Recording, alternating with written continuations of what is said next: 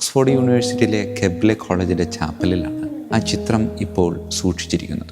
ഈ ചിത്രം വരച്ച് പൂർത്തിയാക്കിയതിനു ശേഷം ഈ ചിത്രത്തിൻ്റെ ഒരു പോരായ്മ ഒരുവൻ ചൂണ്ടിക്കാണിക്കുന്നുണ്ട്. ഒരു കയ്യിൽ റാന്തൽ വിളക്കുമായി മറുകൈ ഒരു വാതിലിൽ ഇങ്ങനെ മുട്ടി നിൽക്കുന്ന ഈശോയുടെ ചിത്രമാണ്. ചിത്രകാരൻ പറയുന്ന ഒരു കാര്യമുണ്ട്, എടാ ഇതൊരു സാധാരണ ചിത്രമല്ല, ഒരു സാധാരണ വീടും അല്ല. ലോകം ഈ ചിത്രത്തിന് പേര് നൽകിയത് ലൈറ്റ് ഓഫ് ദ വേൾഡ് എന്നാണ്. ആഗമന കാലഘട്ടത്തിലൂടെയുള്ള യാത്രയിലാണല്ലോ പ്രിയമുള്ളവരെ. ഇന്ന് ഞാനൊരു ചിത്രം പരിചയപ്പെടുത്തി തരാം. അത് വേറെ ആരുടെയുമല്ല, ഈശോയുടെ ചിത്രമാണ്.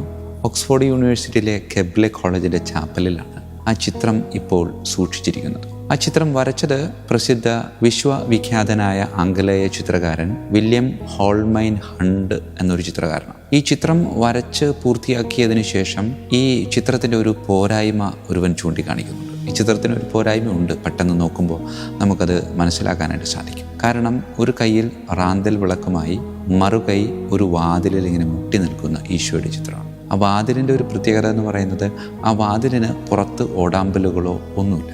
അപ്പോൾ അത് ഒരു പോരായ്മയായിട്ട് നമുക്ക് പെട്ടെന്ന് തോന്നാനുള്ള സാധ്യതയുണ്ട്. ആ പോരായ്മ ചൂണ്ടിക്കാണിച്ച കൂട്ടുകാരനോട് ചിത്രകാരൻ പറയുന്ന ഒരു കാര്യമുണ്ട്, എടാ ഇതൊരു സാധാരണ ചിത്രമല്ല, ഒരു സാധാരണ വീടും അല്ല. ഈശോ വാതിലിൽ മുട്ടുന്നത് വെറുതെയുള്ള ഒരു വാതിലിലല്ല, മറിച്ച് അത് നമ്മളുടെ ഓരോരുത്തരുടെയും ഹൃദയത്തിൻ്റെ വാതിലാണ്. ആ ഹൃദയത്തിൻ്റെ വാതിലിൻ്റെ ഒരു പ്രത്യേകത എന്ന് പറയുന്നത് അത് പുറത്തു നിന്ന് ആർക്കും ഒന്നും ചെയ്യാൻ പറ്റത്തില്ല, മറിച്ച് അകത്ത് നിന്ന് വിചാരിക്കണം. അതായത് എൻ്റെ ഹൃദയ കവാടം തുറക്കണമെങ്കിൽ അത് ഞാൻ തന്നെ വിചാരിക്കും. പ്രിയമുള്ളവരെ, ലോകം ഈ ചിത്രത്തിന് പേര് നൽകിയത് ലൈറ്റ് ഓഫ് ദ വേൾഡ് എന്നാണ്. ആഗമനകാലം, കാത്തിരിപ്പിൻ്റെ കാലം എന്നൊക്കെ പറയുമ്പോൾ ശരിക്കും നമ്മൾ പറയാറുണ്ട്, ഞാൻ ഈശോയുടെ വരവിന് വേണ്ടിയുള്ള കാത്തിരിപ്പിലാണ്. പക്ഷേ ശരിക്കും ഞാൻ ഈശോയുടെ വരവിന് വേണ്ടി കാത്തിരിക്കുകയാണോ, അല്ലെങ്കിൽ ഈശോ എൻ്റെ വരവിന് വേണ്ടി കാത്തിരിക്കുകയാണോ? അല്ല, ഇമ്മാനുവൽ എന്നാണല്ലോ നാം ഈശോയുടെ ഈ ഒരു വരവിനോട് ചേർത്ത് ഈശോയ്ക്ക് കൊടുക്കുന്ന ഒരു പേര്. ഇമ്മാനുവൽ എന്ന് പറയുന്നാൽ ദൈവം നമ്മോട് കൂടെ എന്നാണ്. ദൈവം എന്നോട് കൂടെ മാത്രമല്ല, അവനോടുകൂടെയും അവളോടുകൂടെയും ഒക്കെ ദൈവമുണ്ട്. അങ്ങനെയെങ്കിൽ അവൻ്റെയും അവളുടെയും ഒക്കെ കൂടെയുള്ള ദൈവം അവരിലൂടെ എനിക്ക് വേണ്ടി കാത്തിരിക്കുന്നുണ്ട്. പ്രിയമുള്ളവരെ, ഈ കാത്തിരിപ്പിൻ്റെ കാലഘട്ടം, ഈ ആഗമന കാലഘട്ടം, അത് ഒരു ആത്മപരിശോധനയുടെ ഒരു കാലഘട്ടം കൂടിയാണ്. എൻ്റെയൊക്കെ ജീവിതത്തിൽ എന്നെ മറ്റുള്ളവരിലെ ഈശോ കാത്തിരിക്കുന്നുണ്ട് എങ്കിൽ ആ കാത്തിരിപ്പ് ഈ ആഗമന കാലഘട്ടത്തിലെങ്കിലും നമുക്ക് പൂർത്തിയാക്കാനായിട്ട് സാധിക്കും. ഈശോയുടെ കാത്തിരിപ്പ് നമുക്ക് അവസാനിപ്പിക്കാൻ പറ്റത്തില്ലേ? ഒരുപക്ഷെ എല്ലാവരിലുമുള്ള ഈശോയുടെ കാത്തിരിപ്പ് ചിലപ്പോൾ അവസാനിപ്പിക്കാൻ പറ്റണമെന്നില്ല.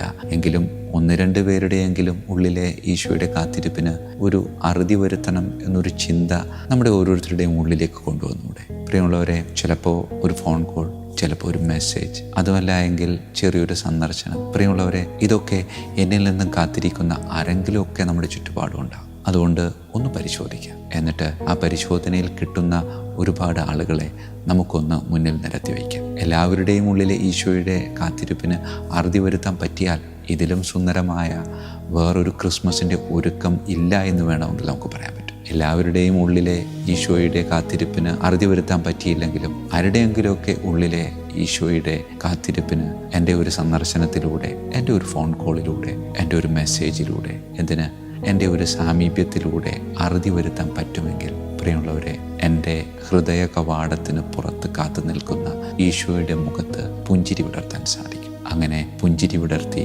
അവനെ ഉള്ളിലേക്ക് കയറ്റിയിരുത്തി അവനോടൊപ്പം വിരുന്ന് ആസ്വദിക്കാനായിട്ട് നമുക്ക് പരിശ്രമിക്കാം. ദൈവം നമ്മെ അനുഗ്രഹിക്കട്ടെ. ഈശോ മിശിഹായിക്കും സ്തുതിയായിരിക്കട്ടെ.